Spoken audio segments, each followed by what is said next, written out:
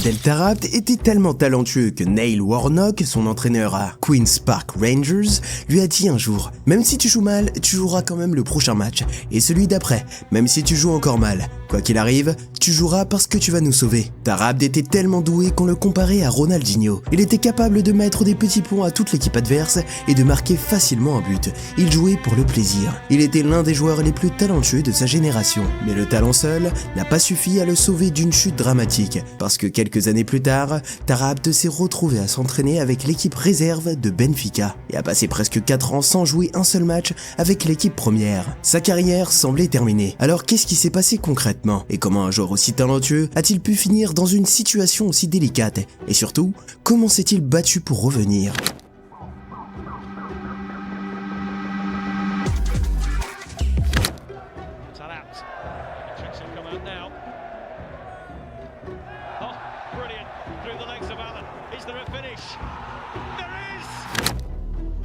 Il portait des gants en laine noire alors qu'il faisait très chaud. C'était la première impression que Neil Warnock a eu d'Adel Tarabt à son arrivée aux Queen's Park Rangers. Franchement, qui fait ça? Mais Warnock lui a vu quelque chose de spécial dans ce milieu de terrain marocain un peu particulier. Quand Tarabt est arrivé à Queen's Park Rangers, le staff ne l'a pas accueilli à bras ouverts. Ils ont averti Warnock. « Ne perds même pas ton temps avec ce gars-là, c'est un gâchis. Il va te faire virer. » Mais Warnock, qu'a-t-il pensé? Il avait un pressentiment. Quelque chose lui disait que ce gamin était différent. Lors de la première séance d'entraînement de Tarabt sous Neil Warnock, le soleil tapait fort. Tout le monde était en short et en t-shirt. Et là, Tarabt, avec gants comme d'habitude, est tenté d'humilier ses coéquipiers avec des petits ponts et voulait dribbler tous les joueurs sur le terrain. La plupart des entraîneurs auraient pété un câble, non? Mais Warnock, lui, il était hypnotisé. Il a dit « Je n'ai jamais vu un truc pareil ». Après l'entraînement, Warnock a pris Tarabt à part et c'est là que ça devient intéressant. Il lui a dit « Écoute Adel, samedi prochain, je vais te faire jouer. Et si tu es mauvais, je vais te faire rejouer le match suivant parce que tu vas nous sauver. Tu te rends compte ?» Warnock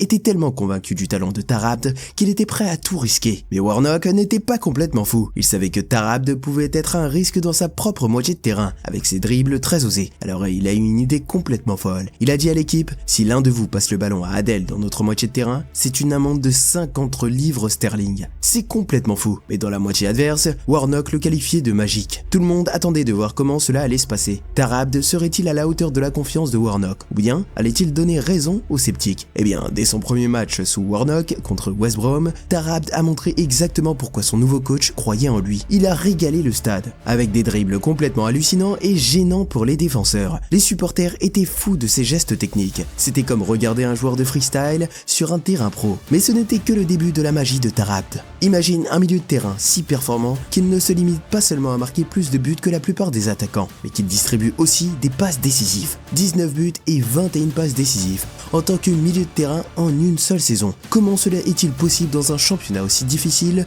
que le Championship? C'est exactement ce qu'a fait Adel Tarabt au cours de la saison 2010-2011. Queen's Park Rangers a commencé la saison avec des attentes modestes. Je veux dire, il n'était pas vraiment favori pour la promotion, mais Tarabt avait d'autres idées. Neil Warnock ne s'est pas contenté de faire jouer Tarabt, il l'a nommé capitaine. T'imagines? Le gars que tout le monde disait allait faire virer Warnock portait maintenant le brassard. Waouh, c'est pas bon ça? Et Tarabt a brillamment géré la pression. Son style de jeu, c'était un autre niveau. Il récupérait le ballon au milieu de terrain, faisait des pirouettes, passait les défenseurs comme s'il n'était même pas là, et derrière, soit il marquait, soit il offrait une passe décisive à un coéquipier. On avait l'impression de voir un gamin dans la cour de récré, mais là, c'était du foot pro. Mais il y a un match vraiment particulier où Tarabt a explosé. Le lendemain de Noël 2010, le Boxing Day, Queen's Park Rangers contre Swansea City. Tarabt a mis le feu ce jour-là. 2 buts, 2 passes décisives, il était inarrêtable. Les défenseurs de Swansea doivent encore avoir des cauchemars de ce match. Un jour, avant leur match contre Barnsley, Tarabt est allé voir Warnock. La mine inquiète. Il lui a demandé une semaine de congé pour aller voir son cousin en France, qui avait, selon lui,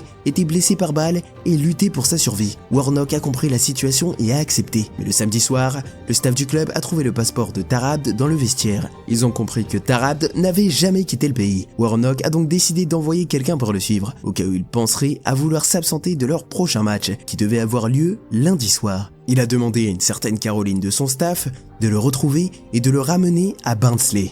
Le jour du match, lorsque Tarabt est arrivé au terrain et Warnock lui demande « Comment il va ton cousin Adel ?» Tarabt répond « Très bien, très bien ». Et c'est là que Warnock lui dit « Au fait, voici ton passeport ». Tarabt est devenu tout rouge. Mais Warnock n'a pas voulu en savoir plus. Il lui a dit « Tu as intérêt à marquer aujourd'hui, sinon tu vas avoir de gros problèmes ». 4 minutes après le début du match, Taarabd a marqué et tout s'est arrêté là. Ils n'en ont plus jamais parlé. Alors au fil de la saison, l'équipe a montré de très bonnes performances et la question n'était plus si Queen's Park Rangers allait être promu, mais quand. Taarabd les menait tout droit vers la première ligue, comme Warnock y croyait. À la fin de la saison, les Queen's Park Rangers étaient champions, mais lors du dernier match de la saison contre Leeds, il y a eu un drame, puisque le titre était déjà assuré. Taarabd ne voulait pas jouer et il était rentré en France pour passer du temps avec sa famille. Lorsque l'entraîneur Warnock l'a appelé en panique, Taarabd lui a répondu simplement « Je t'ai déjà gagné le championnat, ça y est, mon travail est fini ». Mais le problème, c'est que Taarabd était le capitaine, et sans lui, qui allait soulever le trophée? Là encore, ils lui ont mis la pression et l'ont fait retourner rapidement au stade. Puis au milieu de la première mi-temps, il était arrivé comme si rien ne s'était passé. Et à la fin du match, avec le drapeau marocain sur les épaules, il a pu soulever le premier titre de championnat de l'équipe depuis 28 ans. Taarabd a fini la saison en faisant partie du meilleur 11 de la Championship et a remporté le titre de joueur de l'année en Championship. Pas mal pour un gars que certains considéraient comme un gâchis, n'est-ce pas? Mais le truc marrant, c'est que malgré tout ça, Taarabd n'a pas remporté le prix de joueur de la saison de son équipe. C'est le gardien de but, Paddy Kenny, qui l'a eu. Meilleur joueur de tout le championnat, mais pas le meilleur joueur de son équipe. Bizarre. Taarabd a prouvé que tous les sceptiques avaient tort. Il avait montré qu'il pouvait être le joueur clé, le leader, celui qui changeait les matchs. Il partait en première ligue en tant que meilleur joueur de la Championship, mais comme on dit, plus tu montes haut, plus la chute peut être dure. Et Taarabd allait vite découvrir que la première ligue, c'était un autre niveau. Parce que tu sais, avec un grand talent vient aussi une grande imprévisibilité. Tu te souviens de comment il avait brillé en Championship? 19 buts, 21 passes décisives en une seule saison? C'était comme s'il jouait à FIFA en mode facile. Puis la première ligue est arrivée. Et soudain, c'est comme si quelqu'un avait augmenté la difficulté en mode légendaire. Mais que s'est-il passé donc? Les gens ont été très excités lorsque Queen's Park Rangers est monté en première ligue. Tout le monde se disait, si Taarabd a pu faire ça en Championship, imaginez ce qu'il va faire en première ligue. Les attentes étaient énormes. Les fans rêvaient de le voir briller contre les plus grandes équipes comme Manchester United et Chelsea. Mais le football, comme on le sait tous, n'est pas toujours aussi simple. La première saison de Taarabd en première ligue a été, disons, loin de ce que tout le monde attendait. Un but et une passe décisive en 27 matchs. C'est tout. On avait l'impression de voir un autre joueur. Le joueur qui dominait la Championship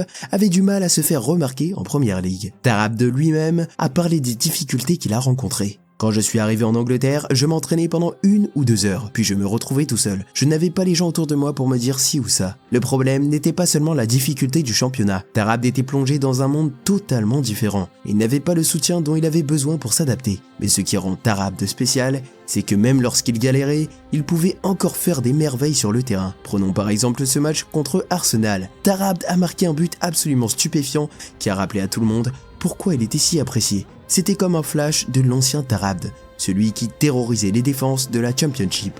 Au cours de la saison, les gens ont commencé à se poser des questions. Taarabd pourrait-il retrouver sa forme? Pourrait-il s'adapter à la première ligue et dominer les matchs comme il l'avait toujours fait? Eh bien, juste au moment où tout semblait se compliquer pour lui, Taarabd a commencé à montrer des signes de vie. Dans un match crucial contre Liverpool, alors que Queen's Park luttait pour sa survie, Taarabd a joué un rôle important dans la victoire remontada de 3-2. C'était comme s'il avait enfin trouvé ses marques en première ligue. Il faisait la différence quand ça comptait vraiment. Mais alors qu'il semblait revenir en forme, juste lorsqu'il commençait à ressembler au Taarabd qu'on avait connu en Championship, eh bien son sort allait prendre un tout nouveau tournant. La résurrection de Taarabd en première ligue a été de courte durée. En un clin d'œil, il est passé de sauveur et héros de Queen's Park à un joueur perdu, sautant d'un club à l'autre dans 3 pays en à peine quelques années. Mais c'est ce qui s'est passé ensuite qui a laissé les gens vraiment tristes, comme on va le voir tout à l'heure. Après ses hauts et bas à Queen's Park Rangers, Taarabd s'est retrouvé à devoir quitter l'équipe. Il a signé à Fulham. On pourrait penser qu'un changement d'équipe et de milieu lui ferait du bien, non? Eh bien, pas tout à fait. Son passage à Fulham a été, disons, pas vraiment brillant. Il a fait ses débuts contre Sunderland et a même marqué contre Burton Albion en League Cup. Mais c'est à peu près tout. Sa magie habituelle n'était plus là. Et puis de nulle part, l'AC Milan a débarqué. Oui, c'est bien ça, l'AC Milan. L'équipe de Maldini, Baresi, Van Basten voulait Taarabd. C'était comme un rêve qui devenait réalité. Et tu sais quoi, pendant un moment, tout le monde a cru que Taarabd avait trouvé sa place à Milan. Il a marqué dès son premier match contre Naples. Il jouait avec Kaka, Balotelli et Robinho. C'était comme si l'ancien Taarabd était de retour. Tout le monde s'est dit, ça y est, c'est ici que Taarabd retrouvera son prime et deviendra une superstar.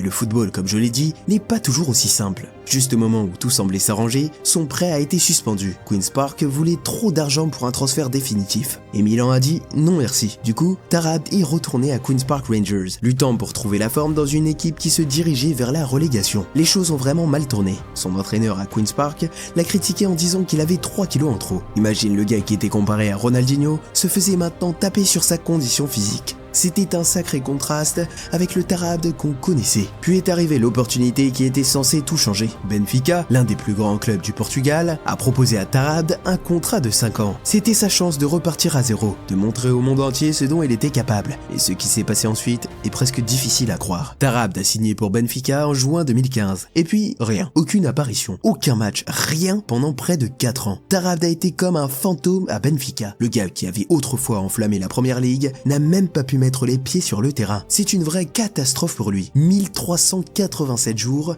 sans aucune apparition en équipe première. Comment un joueur peut-il passer de l'un des talents les plus fascinants d'Angleterre à ne plus jouer du tout pendant presque 4 ans? Le talent qui faisait s'arracher les cheveux des défenseurs avec ses petits ponts, ses dribbles et ses gestes techniques a complètement disparu. Pouf, parti. Pendant 1387 jours, Adel Tarabd n'a pas joué une seule minute avec l'équipe première de Benfica. Mais voici pourquoi. Tarabd a été écarté pendant 4 ans à cause d'un manque de discipline, des conflits avec les entraîneurs et des problèmes de conditions physiques. Il a même été aperçu une fois dans un bar juste avant un match. Après son arrivée à Benfica, il n'a pas réussi à s'imposer dans l'équipe première. Il était considéré comme trop indiscipliné, peu professionnel et en surpoids. Son attitude ne correspondait pas aux attentes du club, ce qui a conduit à son absence de l'équipe pendant 1387 jours. Mais voilà le truc. Et si ces 4 années étaient exactement ce dont Tarabd avait besoin? Tu vois, le temps de Tarabd loin des projecteurs n'a pas été une période de plaisir. Il luttait vraiment. Il était coincé avec les réservistes, se battant juste pour rester en forme.